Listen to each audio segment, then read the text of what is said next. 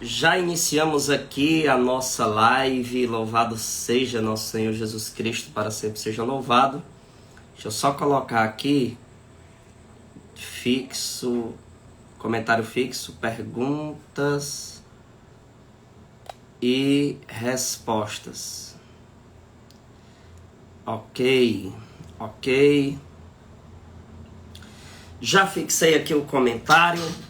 Sejam todos muito bem-vindos à nossa live dessa noite. Um abraço para cada um aí que está nos acompanhando. Sejam todos muito bem-vindos aqui ao meu Instagram, né? Hoje eu estou aqui fazendo perguntas e respostas, né? Com perguntas que me fizeram aí no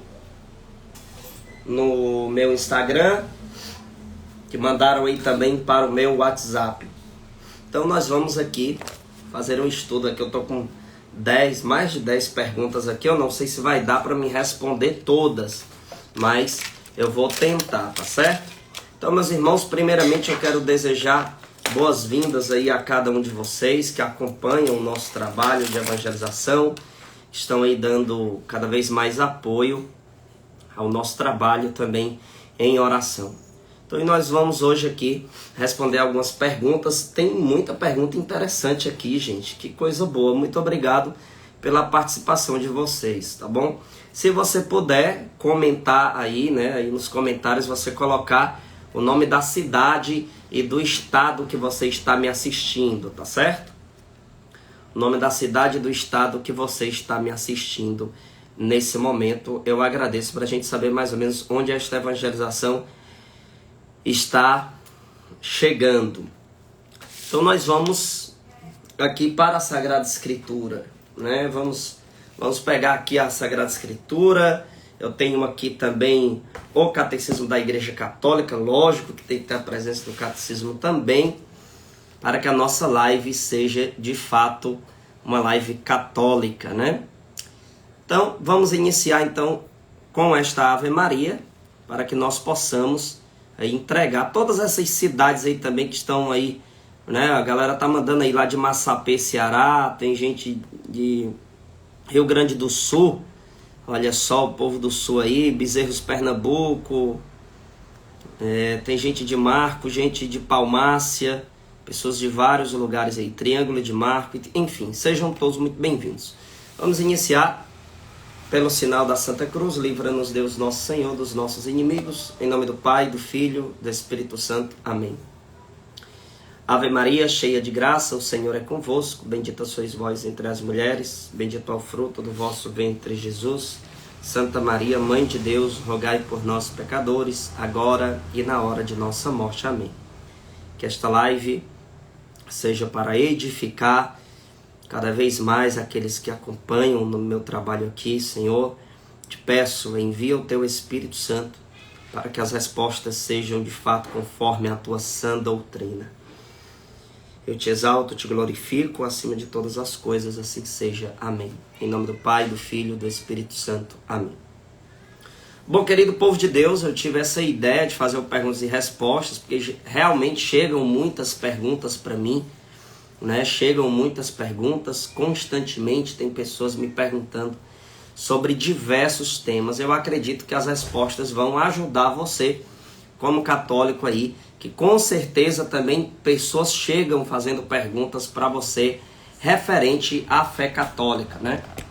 Então, você assistindo aqui o Perguntas e Respostas, você vai ser também aí auxiliado a ter mais conhecimento, para você também responder as perguntas que te fazem, né? Cadê a chave do carro? A chave do carro tá lá na mesa. Te amo, viu? Aparece aqui, pô, te ver. Patrícia apareceu aqui, gente. Então vamos lá. Gente, uma pessoa me perguntou da seguinte maneira: vejo vultos, o que fazer? Né? Ela disse que a pergunta foi maior, lógico que as pessoas mandam, eu coloco aqui de forma mais direta para mim não precisar anotar um textão, né? Mas essa pessoa me perguntou o que fazer pelo fato de ela ver vultos, né? Não sei se você já passou por essa experiência de estar na sua casa, de repente você vê aquela sombra preta correndo, né? Aquele negócio lá correndo, que você não sabe o que é. Você não sabe o que é. Bom, vejo vultos, o que fazer. Primeira coisa que nós precisamos entender que o que se considera vultos, né? Será que o que você de fato viu foi algo espiritual? Nós precisamos ter muito cuidado com isso, de achar que tudo é uma manifestação demoníaca, que tudo é um espírito e etc e tal. Pode acontecer de ser a luz de um carro que passou e de repente gerou a sombra em alguma coisa. Pode ser diversas situações, né? Às vezes o balançado de uma rede, e muitas das vezes a nossa vista pode acontecer isso. Pode acontecer. Mas também pode ser algo realmente espiritual. Pode ser verdadeiramente algo espiritual.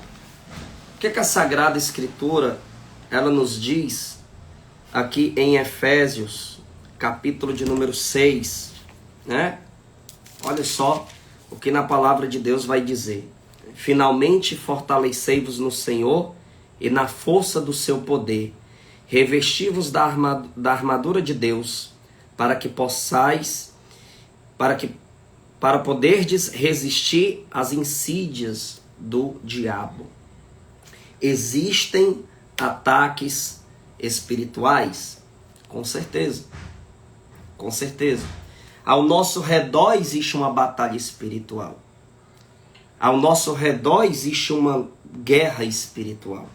Tanto é que aqui em Efésios capítulo 6, a partir do versículo 10, vai dizer que nós temos que estar revestidos da armadura de Deus. Ou seja, nós precisamos estar vigilantes, porque há uma batalha espiritual ao nosso redor. Algumas pessoas têm uma sensibilidade maior em perceber isso. É como que um dom que a pessoa tem. Então a pessoa tem aquela sensibilidade. Alguns até têm o dom de ver coisas espirituais. Já tem gente que diz, nunca vi nada, nunca presenciei nada, não sinto nada. Já tem outras pessoas que têm uma facilidade muito grande de ver, né, de sentir. Então, o que fazer diante disso? Né? Como devo reagir? Vida de oração. Vida de oração. Né? Aqui quando diz na palavra de Deus, pois nosso combate não é contra o sangue nem contra a carne, mas contra os principados, contra as autoridades, contra os dominadores deste mundo de trevas, contra os espíritos do mal que povoam as regiões celestiais. Então a nossa luta não é contra homens de carne e sangue, mas contra principados e potestades. Então existe uma batalha espiritual ao nosso redor. E é como eu disse, primeiro você deve se perguntar, será que isso não é coisa da sua cabeça? Será que isso não é coisa do seu psicológico?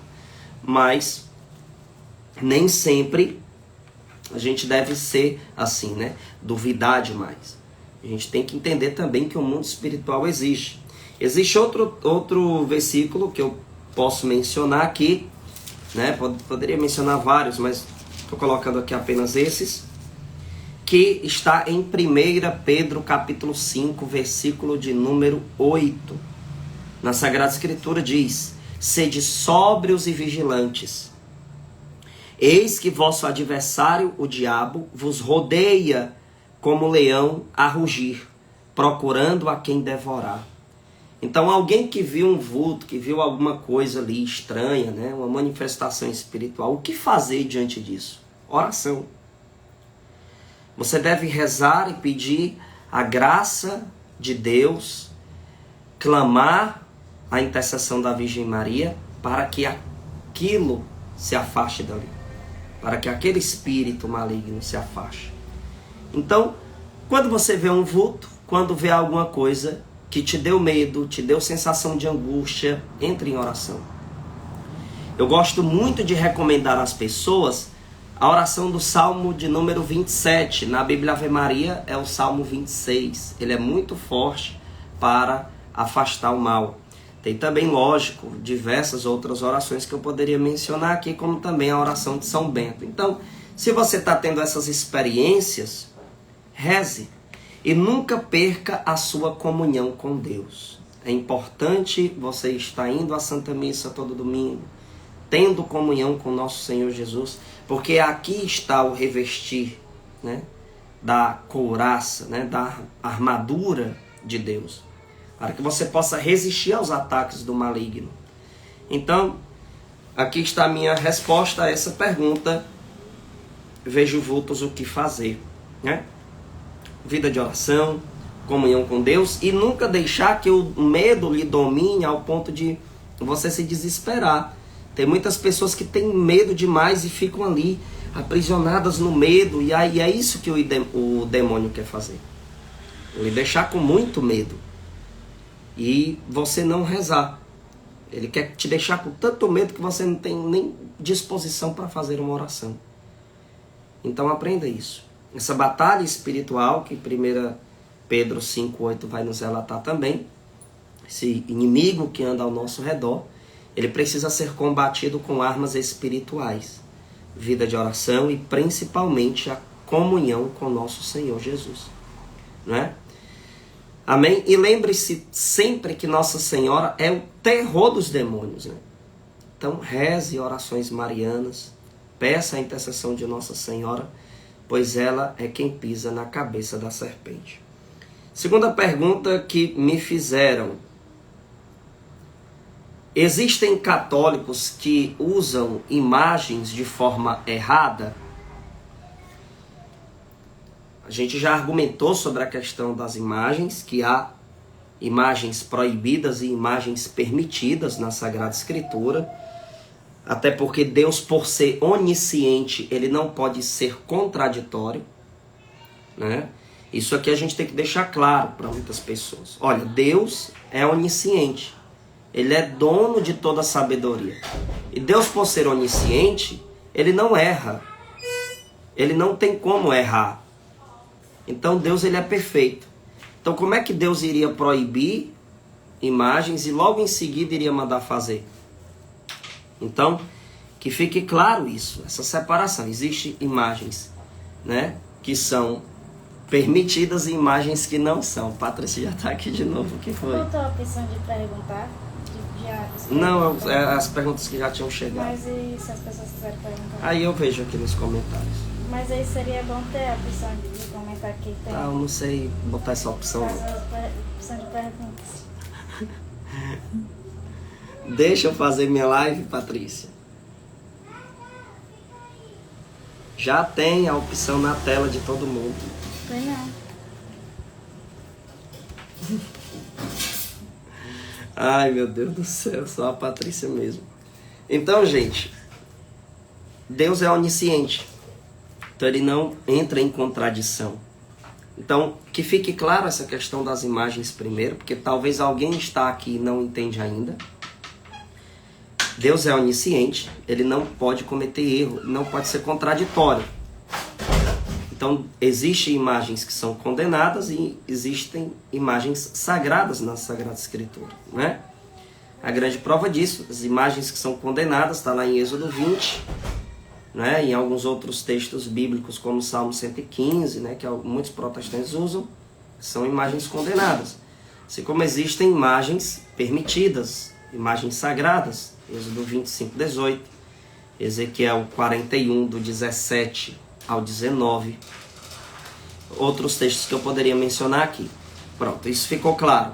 Agora, existem católicos que se utilizam de imagens de forma errada, aí é lógico que vai existir. Vai ter gente que vai ter superstições, por exemplo, pegar a imagem de Santo Antônio, muitos fazem isso, e colocam a imagem de cabeça para baixo em um copo. A pessoa acredita que aquilo vai trazer alguma coisa para a vida dela, né? Então, existe católico que utiliza de imagens de forma errada? Sim. Existem pessoas que se utilizam de forma supersticiosa, como esse exemplo que eu dei a vocês. Agora, nós precisamos entender que existem muitas pessoas que agem por ignorância. Que elas agem por ignorância. Entende? Então que isso fique claro, né? Que isso fique bem claro. Pessoas ignorantes. Você vê, por exemplo, os romeiros, aqui em Juazeiro do Norte, aqui no estado do Ceará. Existem as romarias para o saudoso, né, meu querido, que eu amo tanto, Padre Cícero. Existem pessoas que vão lá para o Juazeiro e cometem diversos erros, dizer que adoram imagens, etc. E tal. Ah, eu adoro o Padre Inciso. A pessoa fala aquilo, gente, ela não sabe nem o que é adoração. Então age por ignorância. Então nós temos que ter a humildade de entender isso. Que há pessoas que agem por ignorância. Eu não vou condenar a pessoa de goela abaixo. Eu tenho que chegar e explicar. Olha, a Igreja Católica aceita a veneração das imagens. Não é para se dizer que adora Padre Cícero. Não é para se dizer que adora a imagem, né? Você pode repetir os livros que falam das imagens permitidas. Bom, minha irmã, os que eu mencionei, Êxodo 25, 18, Ezequiel 41, do 17 ao 19, vai falar que o templo de Salomão era coberto de imagens, tanto dentro como fora, né? E lá no Salmo 138 da Bíblia de tradução protestante, vai dizer que o salmista se prostra diante do templo, né? Ou seja, se prostra diante das imagens também, né? Que bom saber disso tudo para a gente poder respondê-los, né? Então, o que é que acontece? Tem muitas pessoas que agem por ignorância. Então, tem gente que utiliza das imagens de forma errada? Sim. Assim como muitos utilizam da Bíblia de forma errada. E eu não vou condenar a Bíblia porque tem alguém que usa de forma errada. Assim como eu não posso condenar as imagens simplesmente porque alguém se utilizou de forma errada das imagens. Interessante que os protestantes eles vão, né, bater muito nisso aí. Eles vão bater muito de frente com isso. Imagina só um protestante entrando no templo de Salomão. Ele ia ficar louco com aquilo, né? Então eles batem de frente com uma coisa, eles não conseguem entender o real sentido das sagradas imagens. Então eles batem de frente por desonestidade intelectual, né? Então existe sim pessoas que se utilizam de imagens de forma errada, sim. Se utilizam de forma supersticiosa e a superstição ela é condenada pela Sagrada Escritura. Um dos exemplos é Gálatas capítulo de número 5. Ela vai condenar a superstição. Então tem muita gente, tem gente também que tem umas viagens na maionese, né? Viaja na maionese. Por exemplo, tem gente que tem imagem de santos no quarto. Aí o casal vai ter relação sexual, aí ele vai lá e vira a imagem de costa. Porque não quer ter relações sexuais com a imagem de frente. Nossa, gente, isso é bobagem. Isso é algo que... Isso é bobagem. Tá? Não tenho nem palavras para definir isso. A pessoa vai pegar a imagem do santo, virar de costa, porque vai ter relação sexual. Né? Isso é bobagem. Se você é casado na Santa Igreja, qual é o problema de você ter relação sexual com sua esposa e você com seu esposo? Nenhum. Não é nenhum pecado. A pessoa vai e vira a imagem para o santo não ver você ter relação sexual. Olha só o pensamento. Então, existem diversas ações de pessoas que são católicas e que se utilizam das imagens de forma errada. Mas fazem isso por ignorância, né? Alguns ali tendo superstição, mas eles nem imaginam que seja superstição. Entendeu? Então que fique claro isso daí, tá bom? Terceira pergunta. Me relaciono com um protestante. O que fazer? Né? O que você acha? O que fazer e o que você acha, né? Vamos lá. A questão de um relacionamento amoroso, muitas pessoas chegam a me questionar isso. Daniel, eu tenho um relacionamento amoroso com uma pessoa que não é católica. Eu posso? A igreja proíbe isso? Como é que funciona? Olha, a igreja católica ela não proíbe você se relacionar, você namorar, você ter um relacionamento amoroso com uma pessoa que não seja católica. Mas, preste atenção numa coisa. né? Essa pessoa, ela respeita a sua fé? Aí vai começar aqui a situação delicada.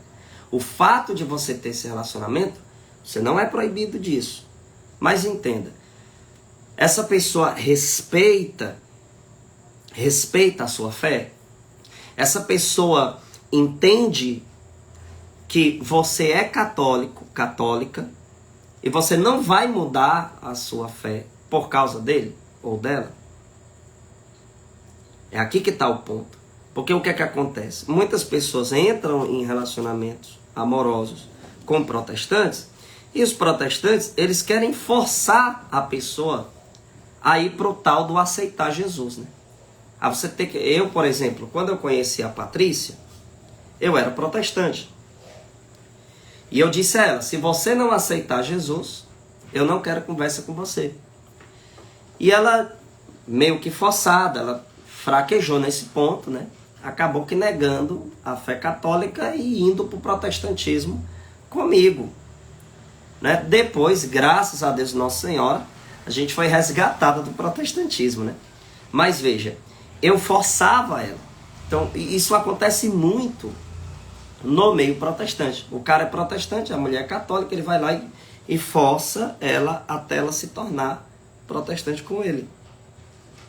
E existem vários ataques. Você pode prestar atenção que os protestantes, eles atacam mais os católicos do que os católicos aos protestantes.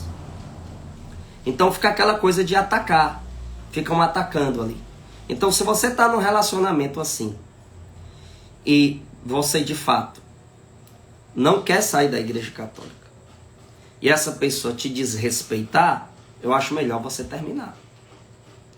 Eu acho melhor você sair. Agora, se essa pessoa te respeitar, ainda tem outros porém. Como é que vai ser o casamento? Você vai casar numa seita protestante?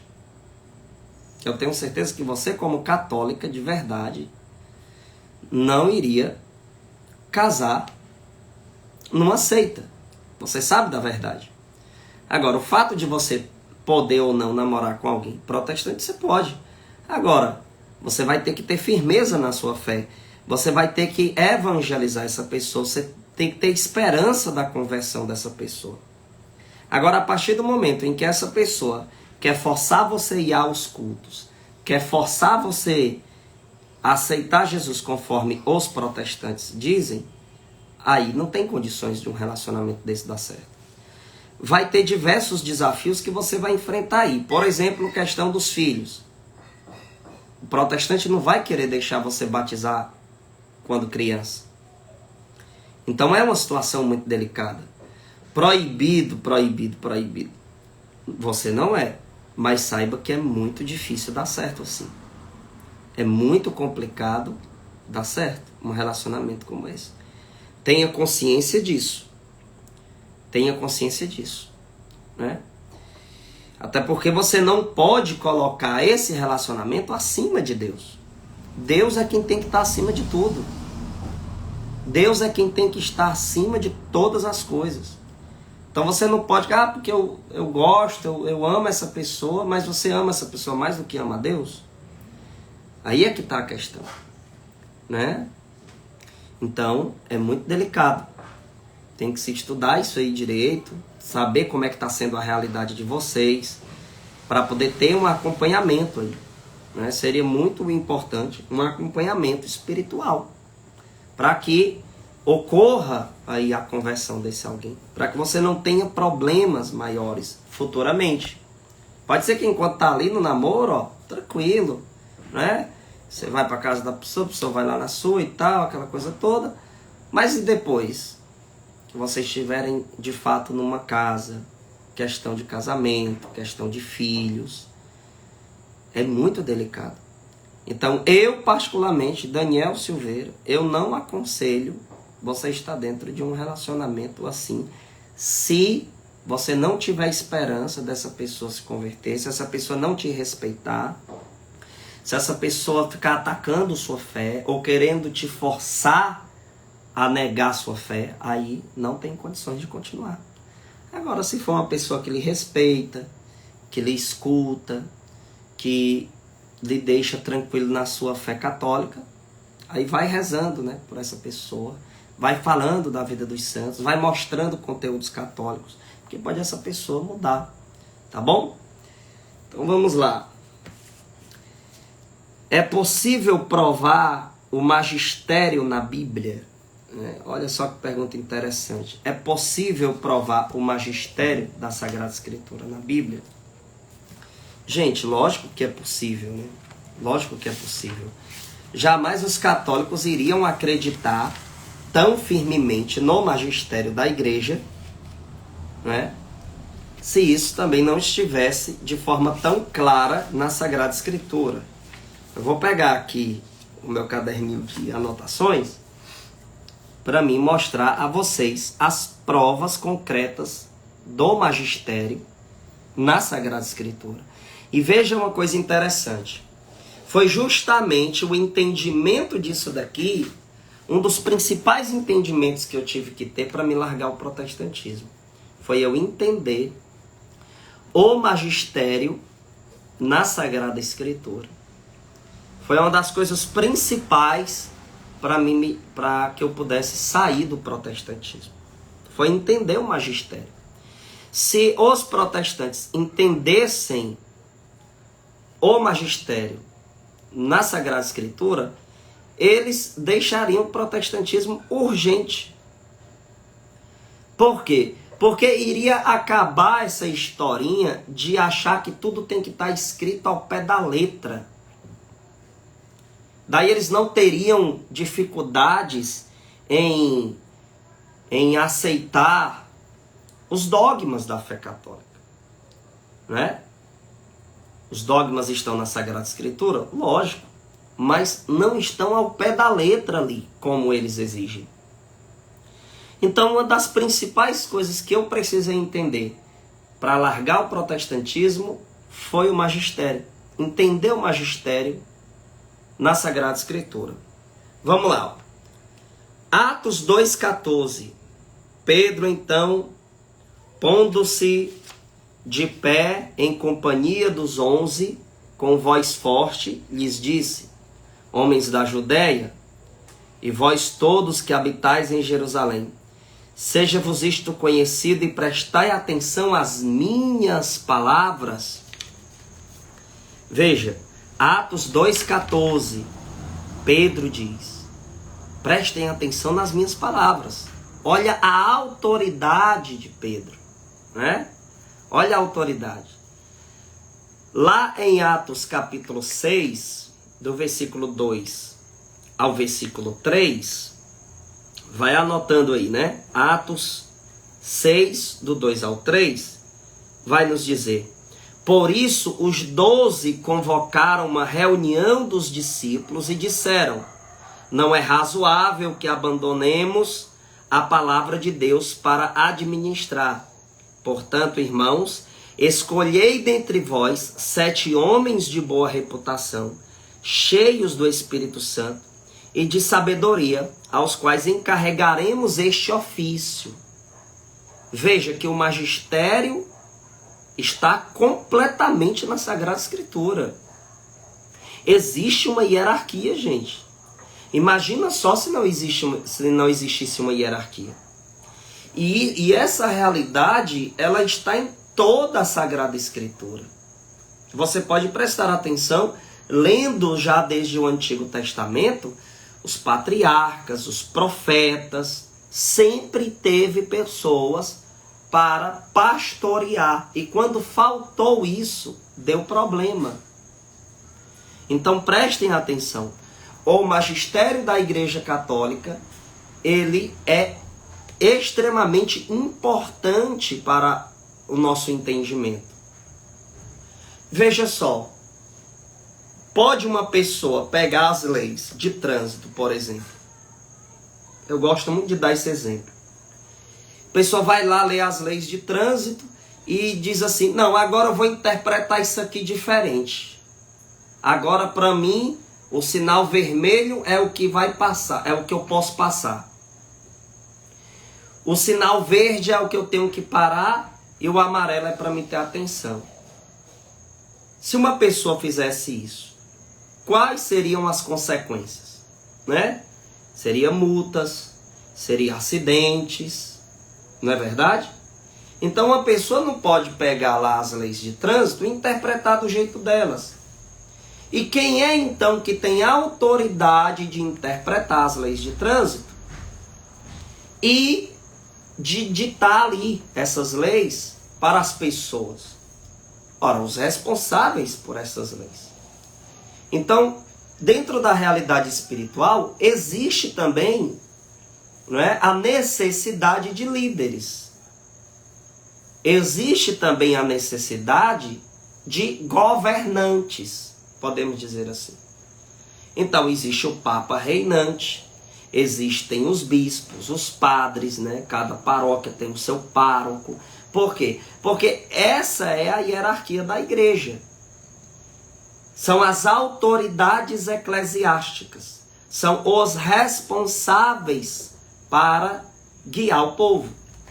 O Catecismo da Igreja Católica, no número 85, vai dizer aqui que o magistério é responsável pela interpretação da Sagrada Escritura. E o que o Catecismo diz está em conformidade com o que está na Bíblia? Lógico que sim. Estou mostrando para vocês aqui. Atos 2, 14, Pedro se levanta com autoridade e diz que o povo precisa ouvi-lo. Atos capítulo 6, do 2 ao 3, fala sobre reunir pessoas e conceder o ofício de pastoreio. Ou seja, isso, os líderes, né? As autoridades eclesiásticas. Veja como o texto é claro, gente. Veja como o texto é claro. Por isso os 12 convocaram. Veja, os 12, né? Olha só a autoridade dos apóstolos. Eles convocaram. O que é convocar? Né? Tá vendo a autoridade do magistério? Por isso os 12 convocaram uma reunião dos discípulos e disseram: não é razoável que abandonemos a palavra de Deus para administrar. Portanto, irmãos, escolhei dentre vós 7 homens de boa reputação, cheios do Espírito Santo e de sabedoria, aos quais encarregaremos este ofício. Veja, eles vão encarregar, né? Por exemplo, os párocos. Ele é encarregado de cuidar daquela paróquia, daquelas pessoas que estão ali naquela paróquia. Infelizmente, muitos não fazem do jeito que era para fazer, né? Infelizmente. Mas veja que o magistério da igreja está na Sagrada Escritura de forma muito clara. Atos capítulo 15, versículo 6. Reuniram-se os apóstolos e os anciãos para tratar desta questão. O que é que acontece nos concílios?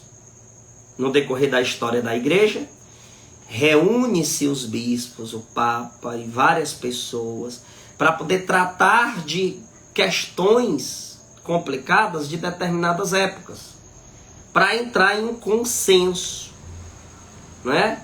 Para excomungar alguma coisa que está errada, para proclamar uma verdade. Então essa é a autoridade do magistério. Veja que está bem clara na Sagrada Escritura, né?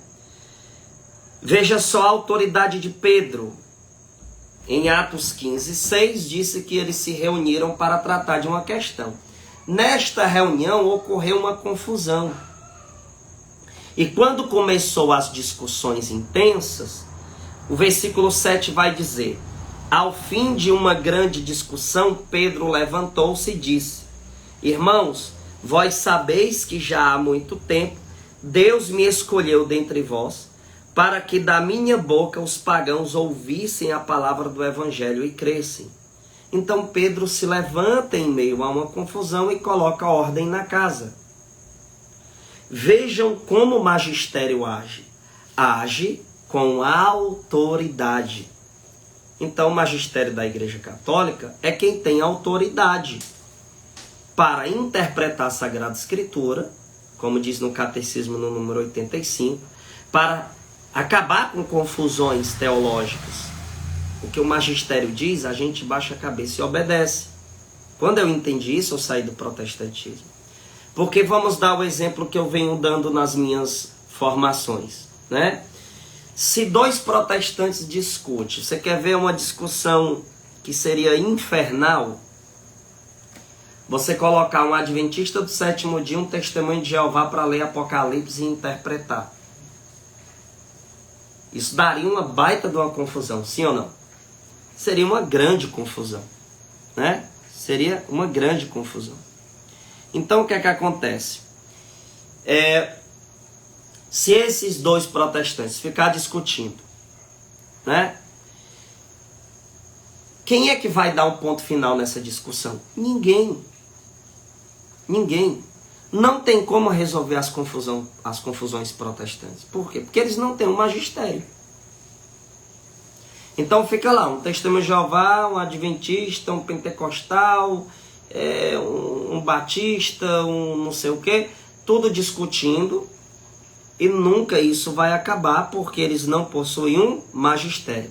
Já se fosse dois católicos discutindo, o magistério tem a autoridade de chegar e colocar um ponto final nessa discussão. Por quê? Porque a gente entende que existe uma hierarquia. Existe uma hierarquia na igreja. Então, que nós possamos entender que sem essa hierarquia dá confusão.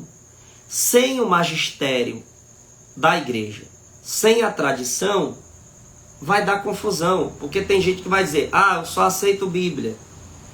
Eu prefiro ficar com a Bíblia. Só que tem um problema, querido. Você diz ficar com a Bíblia, mas você passa a ter uma interpretação pessoal da Sagrada Escritura fora de um verdadeiro direcionamento. E quem é que tem poder de definição? O magistério da Igreja Católica. Catecismo número 85 disse isso, e os textos que eu acabei de ler para você confirma isso. Veja Mateus 16, do 13 ao 19. Tudo que ligar na terra vai ser ligado no céu, e o que desligar vai ser desligado. Então não precisa confusão, não precisa discussão. Se a igreja fala, acabou a conversa. Porque a igreja tem essa autoridade. Aí aparece um fulano lá, não sei das quantas, que vai querer dizer que não é como a igreja diz, não é assim, os católicos estão entendendo errado. Mas quem é essa pessoa para dizer que a igreja é errada? Se na própria Sagrada Escritura, em 1 Timóteo 3,15, vai dizer que a igreja é coluna e sustentáculo da verdade. Não tem como a igreja se enganar. Por mais que apareçam pessoas dando interpretações diferentes. Não tem como. 1 Coríntios 12, 28 diz: na igreja Deus constituiu primeiramente os apóstolos. E quem são os apóstolos hoje? Quem são os sucessores dos apóstolos? Os bispos. Veja que há uma diferença aqui, ó. Na igreja Deus constituiu primeiramente os apóstolos, ou seja, eles estão acima de nós em autoridade.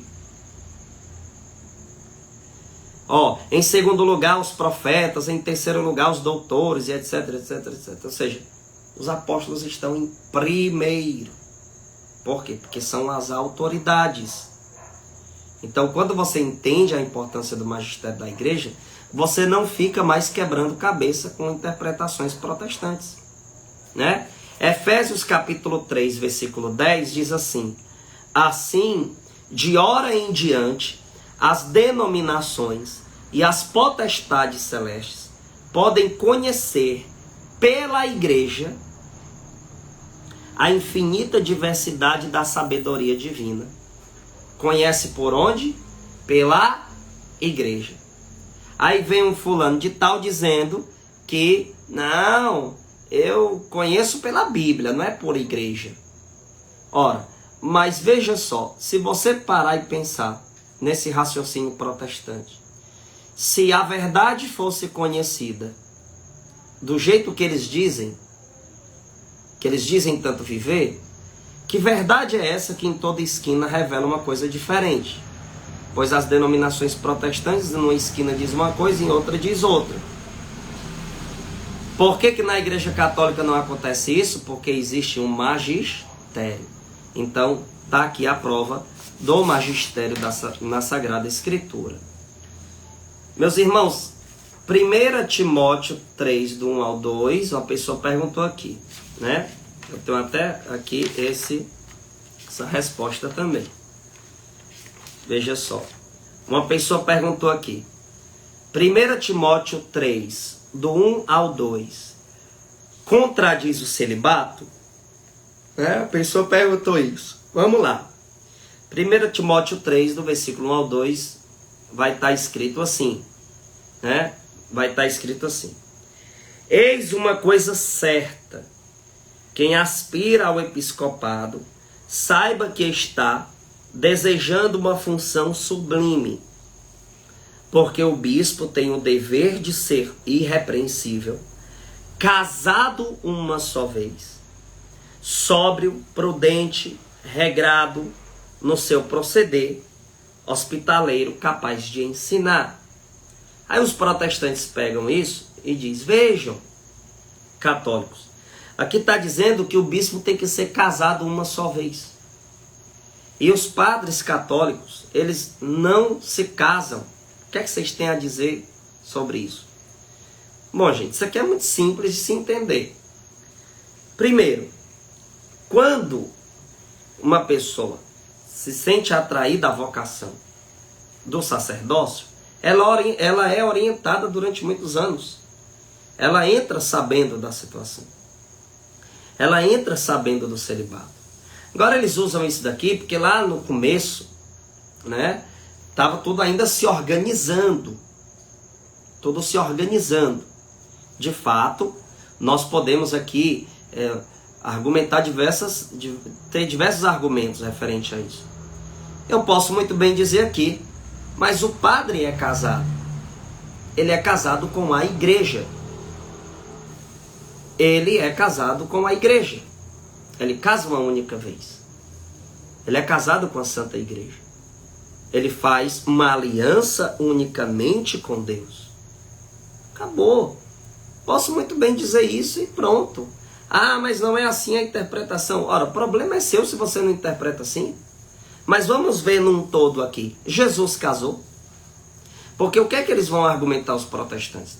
Eles vão dizer que não importa, importa que o homem ele case, ele não pode ficar só, né? Lá no Gênesis diz, vou fazer aqui para você não ficar só, fazer a mulher para o homem não ficar só. E daí os protestantes usam muito isso, né, para atacar a Igreja Católica. Aí o cara vai e pergunta assim: olha, é o seguinte, pois é ruim que o homem fique só, ao pé da letra, como você está interpretando, então Jesus errou feio porque ele não casou. Ele não casou. São Paulo também não casou, né?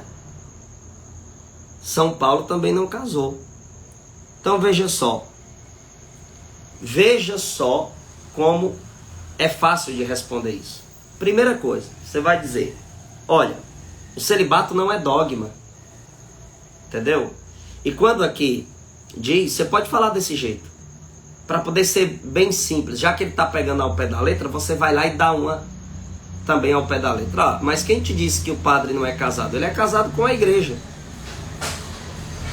Ele é casado com a igreja. Segunda coisa é que existem textos bíblicos que mostram o celibato de forma muito clara. De forma bem clara. Lucas 18, do 28 ao 30 diz: Pedro então disse: vê, nós abandonamos tudo e te seguimos. Jesus respondeu: em verdade vos declaro, ninguém há que tenha abandonado por amor do reino de Deus sua casa, sua mulher, seus irmãos, seus pais ou seus filhos, que não receba muito mais neste mundo e no mundo vindouro a vida eterna. Espera aí que aqui está querendo...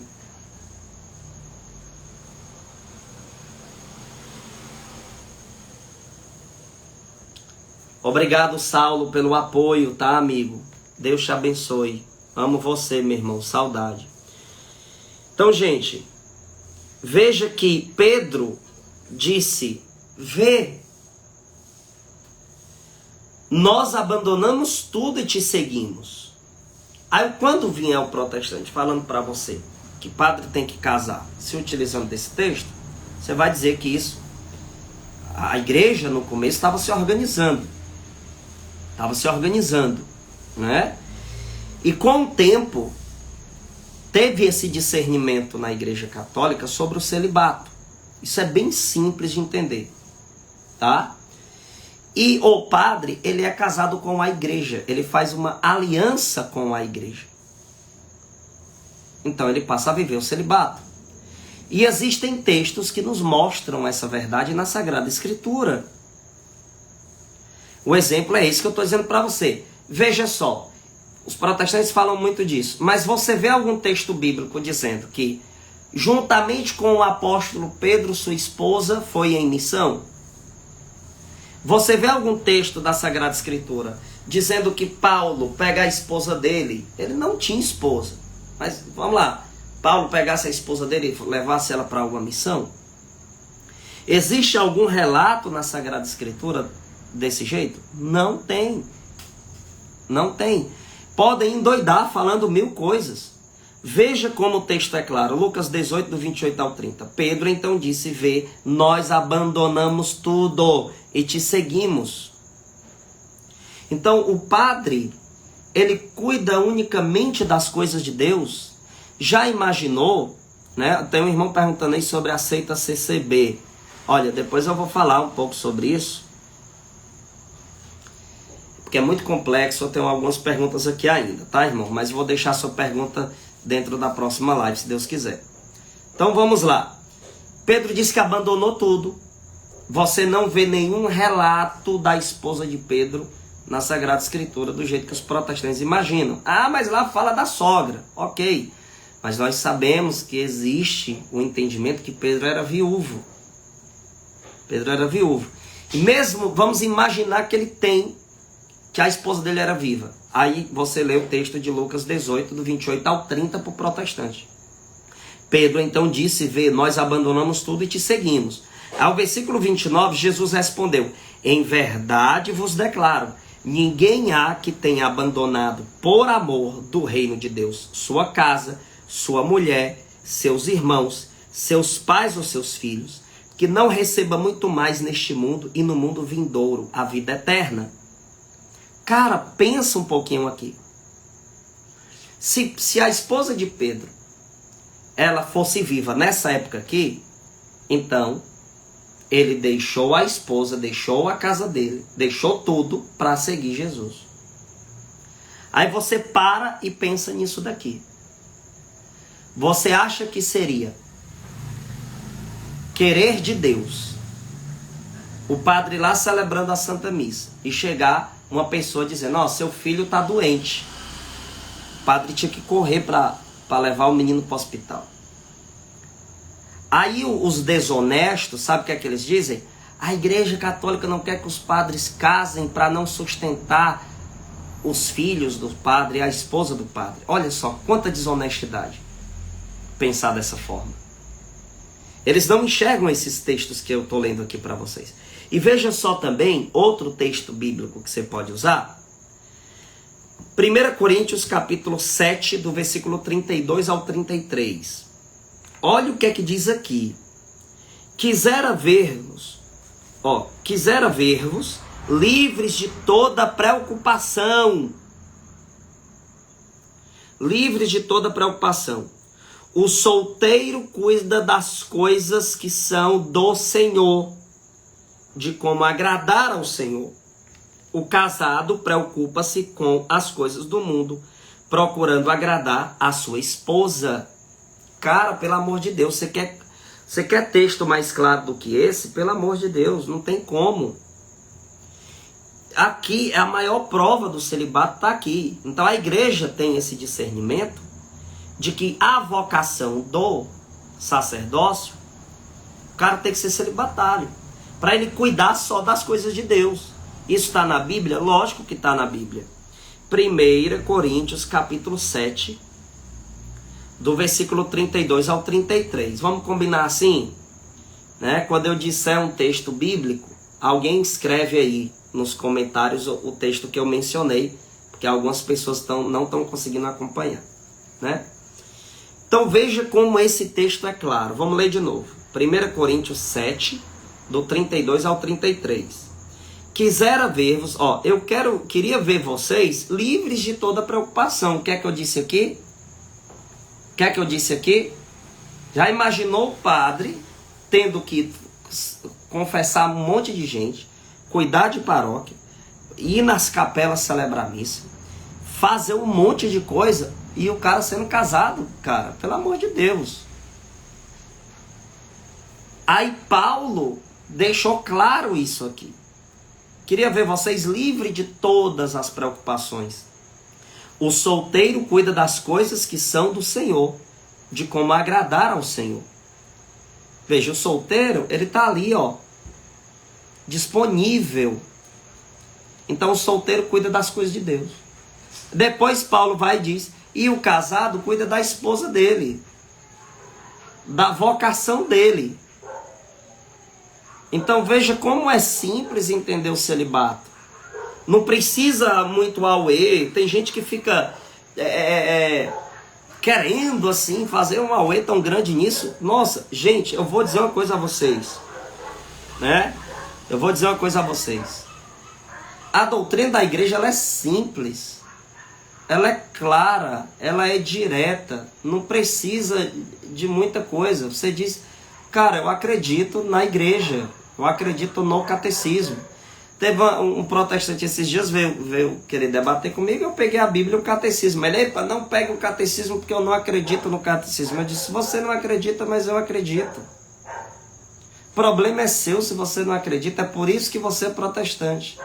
E é por isso que o protestantismo é uma grande guerra, uma grande confusão. Porque vocês não têm quem coloque ponto final na confusão de vocês. Se pega um protestante X e um Y brigando, eles vão ficar ali brigando até o fim do mundo. Quando isso acontece entre os católicos, vem o magistério e bota um ponto final, acabou. Eu tenho quem mande em mim. Eu disse para o protestante. Já vocês não têm. Vocês não têm pastoreio. Por isso que essa confusão. Porque você se faz pastor de você mesmo. Eu disse para ele. Por isso que essa confusão. Nossa, uma coisa simples. Católicos, sejam simples. A pessoa vier encher o saco, perturbar você, reza o credo na frente da pessoa. Querido, creio em Deus Pai Todo-Poderoso, Criador do céu e da terra. Você reza o credo, pronto, eu acredito nisso aqui. Então, questão do celibato, simples. 1 Coríntios 7, do 32 ao 33. O solteiro cuida das coisas de Deus. O casado cuida da esposa dele, da vocação. Acabou. Simples. Né? Apocalipse 14, 4 também diz, estes são os que não se contaminaram com mulheres. Veja, o celibato está na Sagrada Escritura. De forma tão clara, de tão objetiva. Apocalipse 14, 4 que eu citei agora. Mateus 19, 12 diz, porque há eunucos que o são desde o ventre de suas mães. Há eunucos tornados tais pelas mãos dos homens, e há eunucos que a si mesmos se fizeram eunucos por amor do Rei dos Céus. Quem puder compreender, que compreenda. Isso é uma coisa simples. Cara, por que padre não casa? Porque é a vocação dele, responda isso. Ah, mas onde é que isso está na Bíblia? Você vai e diz lá, olha para Jesus Cristo, olha para São Paulo. Está ali, tem tantos exemplos. E vai lá e lê 1 Coríntios 7, do 32 ao 33 para essa pessoa. É simples. Agora, vão ficar tentando rebater você. Isso aí, gente, é algo... Fazer o quê? Você vai lá, mostra a verdade e o cara vai continuar enchendo o saco. Por quê? Por que ele faz isso? Porque ele não quer dar o braço a torcer, como diz aqui no Ceará. O cara não quer aceitar e pronto. Por mais que você tenha bons argumentos, o cara não quer aceitar. Por que hoje eu defendo que debater com protestante é uma tremenda de uma perca de tempo. Uma perda de tempo, né? Perda de tempo. Você vai lá falar, o cara vai lá e fala outra coisa. Aí fala outra coisa, fala outra coisa, fala outra coisa. A maioria dos casos, perda de tempo.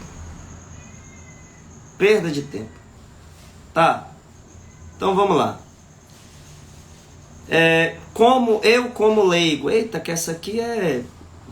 Eita, essa daqui, meu irmão, minha irmã. Eu, como leigo, posso impor as mãos na cabeça de outra pessoa para rezar?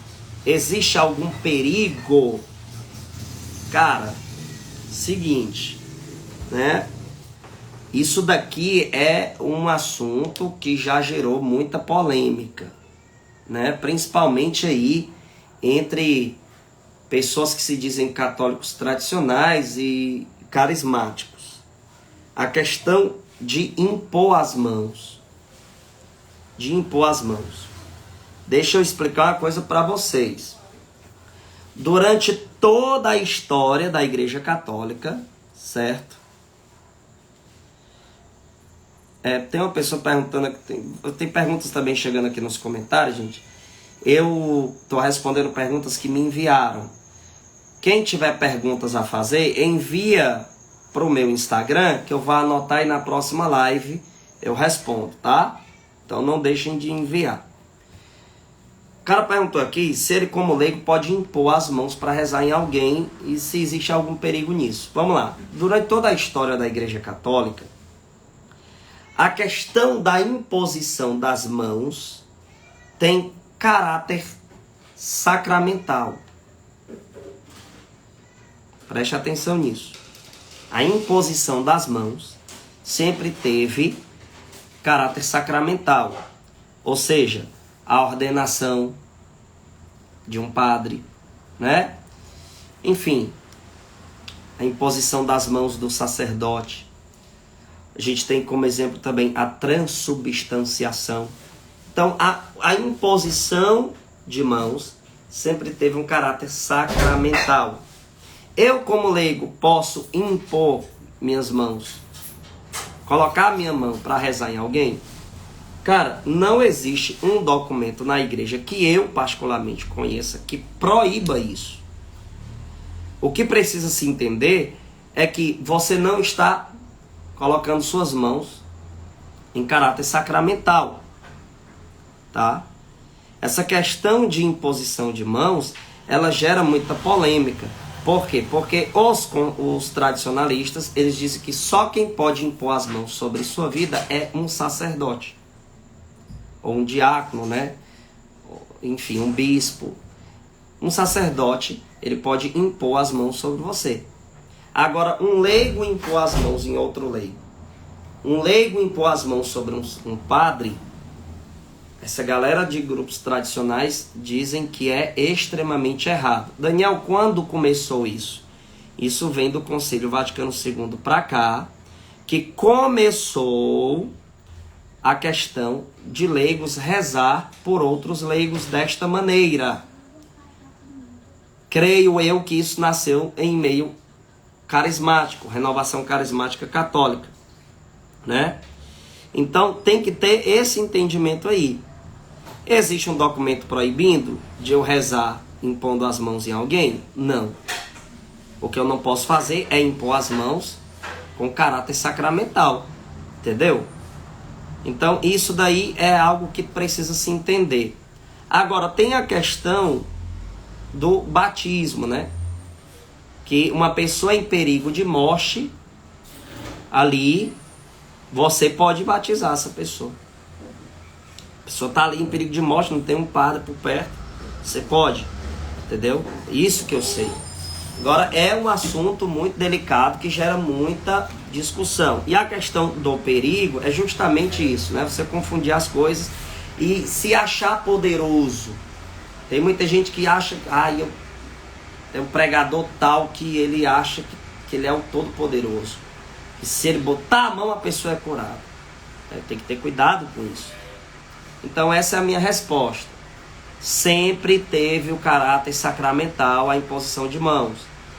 Com a renovação carismática católica veio surgir essa questão de um leigo rezar pelo outro, impondo as mãos.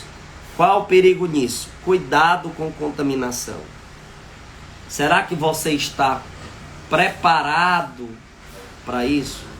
Por isso que há o ministério de intercessão, que aí já é outra polêmica que existe. Porque quando a gente fala ministério de intercessão, ministério de pregação, já vem os tradicionalistas, dizem que não pode usar esse nome ministério. Tem que ser equipe de intercessão, equipe de pregação. Aí já é outra polêmica, questão de nomenclaturas, do sentido próprio de cada palavra. Então, meu irmão, tem que ter cuidado nisso. Tenha um acompanhamento, esteja dentro de uma pastoral, de uma comunidade, para você ter mais formação sobre essa questão de como rezar nas pessoas, e principalmente você precisa estar em comunhão com Deus para você poder também fazer essas orações, tá? Agora, não é proibido. Não é proibido você colocar sua mão para rezar em alguém. Não conheço documento que proíba isso, tá? Mas isso sempre teve um caráter sacramental na história da igreja. Bom, gente, me fizeram uma pergunta aqui bem complexa, né? O cara mandou assim: Daniel, fala sobre a segunda versão da mensagem de La Salette, que foi condenada pela igreja em 1923, porque muitas pessoas usam essa mensagem condenada para atacar a própria igreja. Qual sua posição sobre essa revelação? O católico pode usá-la em pregações? Cara, ô Daniel, vou repetir o que eu já tenho dito ultimamente. Ô Daniel Silveira, esse cara aqui que você está assistindo agora, eu só acredito naquilo que a igreja reconhece. Eu não acredito nas aparições que não são reconhecidas pela igreja. Você pode acreditar? Seguinte, na situação de que a igreja proíba, você não deve acreditar. Não deve acreditar. Agora, se está em aberto, está em análise, você tem liberdade de acreditar. Agora eu, Daniel, eu não acredito. Por exemplo, eu não acredito em Garabandal. Me perdoem quem ficar chateado, mas eu não acredito em Medjugorje. Eu não acredito em Anguera. Não acredito. Não acredito em aparições que não foram reconhecidas pela igreja. Agora, também não fico dizendo que é coisa do diabo a questão de Medjugorje, por exemplo. Já Anguera, eu não consigo acreditar, eu não consigo engolir Anguera. Né? Tenho minha opinião. Acredito que não venha da Virgem Maria. Garabandal também não acredito que seja a Virgem Maria. Então eu particularmente não acredito. Ah, Daniel, mas já falou uma coisa que aconteceu. Tem gente que usa isso, né? Ah, Daniel, mas lá está dizendo uma coisa que aconteceu. Falou lá atrás e aconteceu agora no presente. Meu irmão, só o que tem esse negócio aí de videntes. Tem aí uma mulher, uma senhora, que é muito divulgada na internet. Depois pesquisa aí no Google o que você acha. Senhora que teve revelações do futuro. Vai aparecer lá. É porque eu me esqueci, fugiu da minha mente aqui o nome dela. O fato de uma pessoa acertar uma coisa do futuro não quer dizer que aquilo seja de Deus. Então não vem com essa desculpa para mim, porque isso não cola para mim. Então, o Daniel não acredita em aparições que não foram reconhecidas pela Igreja Católica de forma oficial. Acabou. Podem ficar chateados comigo e vocês podem acreditar, aí já é uma decisão de vocês. Agora, eu mesmo não acredito, não. Então, essa questão de usarem essa versão da mensagem de La Salette, que não foi aprovada pela Igreja, você sabe por que fazem isso? Porque hoje, esse assunto de fim dos tempos, de anticristo, de apostasia, isso está em alta. Então já tem gente aí vendendo livros sobre essas coisas. Tem gente ganhando dinheiro em cima desses assuntos. E aí são pessoas... como é que diz, meu Deus? São pessoas... Me fugiu aqui, mas tipo... São pessoas que fantasiam ali, aquela coisa toda, sensacionalistas, né? Daí eles falam daquilo, nossa, o fim do mundo, a crise na igreja, e não sei o que, e foi profetizado isso e aquilo, e fica aquele assunto atrativo. É atrativo. Aí cresce visualização, ganha dinheiro porque o YouTube paga. Quando tem muita visualização, entra dinheiro na conta desse povo. Então, esse povo que fala muito em fim dos tempos, cuidado com esse povo. Cuidado com esse povo, né? Ó, sua irmã aí perguntou, você já ouviu falar de apelos urgentes? Tá vendo? Tá vendo aí o sensacionalismo já estampado? Apelos urgentes. Parece aquelas coisas de protestante. Tum, dum, dum.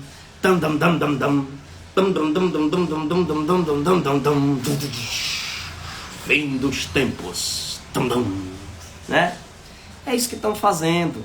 Isso aí, gente, sinceramente, eu, Daniel Silveira, não acredito em Anguera, Garabandal, em Mediglória, não acredito. Tem um canal aí no YouTube que eu vejo direto esses sensacionalismos aí, né? Que é o canal da Lina Luz. Eu falo até pra ela isso. Lina Luz, vai lá, apareceu não sei o que no céu em tal lugar, o sinal de não sei o que, e sinal de não sei o que, e a Virgem Maria apareceu não sei aonde. Cara, pelo amor de Deus. E tá lá milhões de visualizações. Por quê? Porque isso é atrativo. Você quer estudar sobre isso? Vai no Catecismo da Igreja Católica, vai no que a igreja já reconhece. Aí eu fico calado, aí você vem falar comigo sobre isso. Agora, eu usar isso em pregação, não uso. Né? Talvez um dia eu usei por imprudência. Entendeu?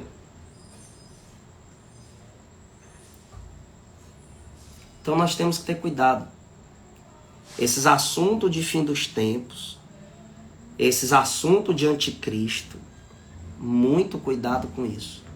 Tá? Vá no Catecismo da Igreja, vá na Sagrada Escritura, vá no que a igreja já reconhece. Enquanto a igreja não reconhece, cuidado. Cuidado, tá bom?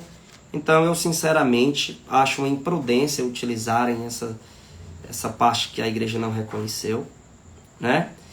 E peço a você, cuidado para você não pirar a sua cabeça. Tem tanta coisa aí de extrema importância para a pessoa estudar e o cara só foca nisso. Apelos urgentes, sinal de não sei o que, e apareceu não sei o que, isso aqui, um meteoro não sei o que. Menina, é tanta loucura que eu olho assim e digo misericórdia. Vamos lá, próxima pergunta. Trabalhar domingo pode? Eita, boa pergunta essa, né? Olha, a questão do trabalhar no domingo, a guarda do domingo para o católico apostólico romano, é ele ir para a Santa Missa, né? É ele ir para a Santa Missa e participar da Santa Missa com muita devoção, né? Como a irmã está dizendo aí, a igreja não obriga ninguém a acreditar nessas aparições. Sim, é verdade, né? Não obriga mesmo, não. A pessoa acredita se quiser. Só que nas que a igreja já se posiciona contra, aí não é para acreditar. As que ainda está aberto, você tem liberdade de acreditar. Agora, eu, Daniel Silveira, não acredito, não. Não acredito. Prefiro não acreditar e nem recomendo a ninguém. Não recomendo. Mas vamos lá. Trabalhar dia de domingo pode? Gente, seguinte. Essa questão tem muitas dúvidas referente a isso. Que é a guarda do domingo para o católico, né? Um mandamento da igreja, né? Os domingos e festas. Então o que é que acontece? Você deve ir para a Santa Missa, cumprir o preceito da Santa Missa, certo? Indo para a casa de Deus, indo para a Santa Missa, com devoção, viver ali a Santa Missa da melhor maneira possível. Se você trabalha, por exemplo, num shopping, você pega o turno da tarde, você tem que ir para a missa de manhã. Você pega o turno da manhã, você tem que ir para a missa à noite, né? Então, a guarda do domingo para o católico é ele ir para a Santa Missa. E se ele puder, ele não trabalhe no domingo. Mas tem muitos trabalhos hoje que não tem mais essa opção. E as pessoas precisam trabalhar. Então a igreja entende disso. Entendendo disso, a igreja diz apenas o quê? Que você precisa guardar o domingo indo para a Santa Missa.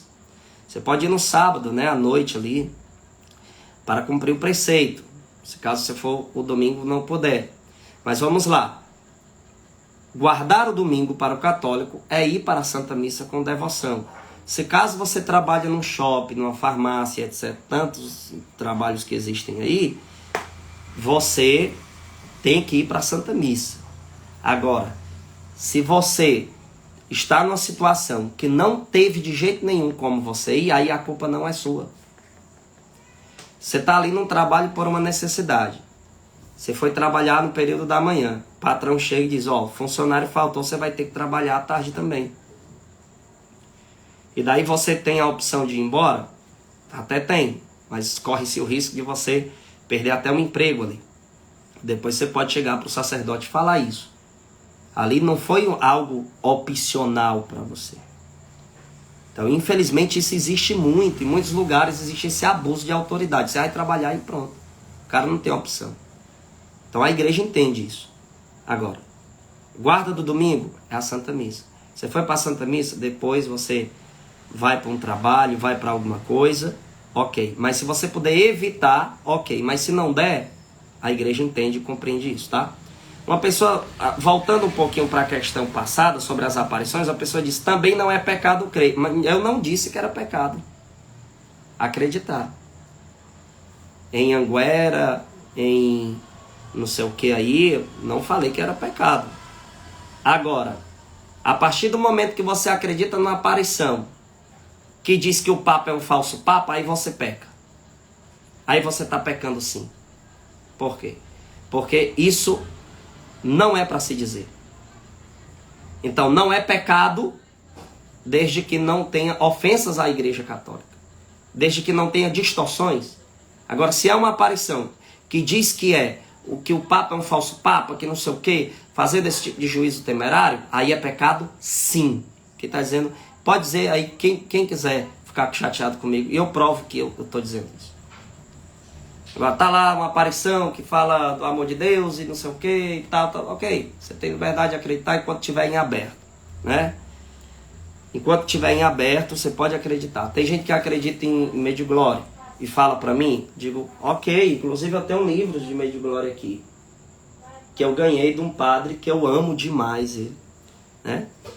Que eu amo demais, que é o Padre Oscar, foi quando eu preguei lá na Gospel Mira, lá em Minas Gerais. Mas, veja só, o que é que o Daniel está dizendo aqui sobre as aparições para não ter desentendimento? Cuidado, é a única coisa que eu peço. O Daniel acredita somente nas que a igreja reconhece. Agora, se você acredita em uma que a igreja ainda não reconheceu, só peço a você cuidado. Cuidado com as interpretações também, porque sabe o que também que acontece? As pessoas jogam interpretações em cima das aparições que nem a Nossa Senhora nem disse aquilo, lá o cara vai lá e interpreta do jeito que quer. Para você ver, tem muito perigo envolvendo isso aí, então cuidado, tá bom? Vamos lá. Tenho amigos espíritas que só fazem o bem para as pessoas, fazem muita caridade. O que é que a Bíblia diz sobre eles? O que pensar sobre eles? Como Deus os vê, né? Uma pessoa relatou aqui para mim, nessa pergunta, que ela tem amigos espíritas. E esses amigos são pessoas boas, né? São pessoas boas, que fazem caridade, que ajudam os pobres, etc e tal. O que falar sobre eles? Gente, é uma coisa muito simples de se entender isso aí, tá? Olha, o fato de uma pessoa fazer caridade, uma pessoa ser uma pessoa boa ali, né? De ajudar um pobre, uma pessoa... ajudar uma criança que passa fome e tal, isso não quer dizer que essa pessoa está no caminho do céu, não. Por quê? Porque se eu te dou uma cesta básica e prego para você reencarnação, eu estou te dando um alimento para o teu corpo, mas não estou dando para a tua alma. Você quer ver uma prova? Eu vou lhe mostrar aqui uma prova na Sagrada Escritura, que embora essas pessoas estejam fazendo caridade, é um gesto bonito, caridade, é um gesto bonito, tá? Mas o Espiritismo, ele é uma seita perigosíssima. Deixa eu mostrar uma coisa para vocês não acharem que eu estou sendo radical demais. Veja só aqui o que está escrito em Mateus capítulo 7, do versículo 21 ao 23. Vamos ler aqui juntos. Mateus 7, do 21 ao 23. Ó. Nem todo aquele que me diz Senhor, Senhor entrará no reino dos céus, mas sim aquele que pratica a vontade de meu Pai que está nos céus. Veja, a pessoa tem que praticar a vontade de Deus. E a vontade de Deus é só você fazer caridade? De dar cesta básica? De cuidar dos pobres? Não. A vontade de Deus também é que você siga a doutrina da igreja. Também é que você esteja obedecendo à verdade. O que adianta eu ter bondade para o teu físico e não ter para a tua alma? Vamos lá. Muitos me dirão naquele dia, veja, Senhor, Senhor, não foi em teu nome que profetizamos e em teu nome que expulsamos demônios e em teu nome que fizemos muitos milagres? Então eu lhes declararei, nunca vos conheci, apartai-vos de mim, vós que praticais a iniquidade. Veja só, aqui está um relato de pessoas que vão dizer, eu preguei em teu nome, Senhor. Eu fiz até milagres. Fazer milagres ali, uma bondade, né? Um milagre aconteceu na vida de uma pessoa. Veja, milagres, expulsamos até demônios. E Jesus vai olhar e vai dizer, nunca vos conheci, operários maus. Mas veja, eles não estavam pregando em nome de Jesus? Eles até foram ali milagreiros, né? Não é assim? E não foi eles até que expulsaram demônios? Veja que interessante isso daqui, né? Veja que interessante isso daqui. Eles estavam ali, né? Falando de Jesus, milagres, expulsando demônios. Parece que está tudo bem, né? Mas o que adianta alguém falar no nome de Jesus e rejeitar a Virgem Maria? O que adianta alguém falar em nome de Jesus e rejeitar a igreja? O que adianta alguém fazer milagres e pregar erros?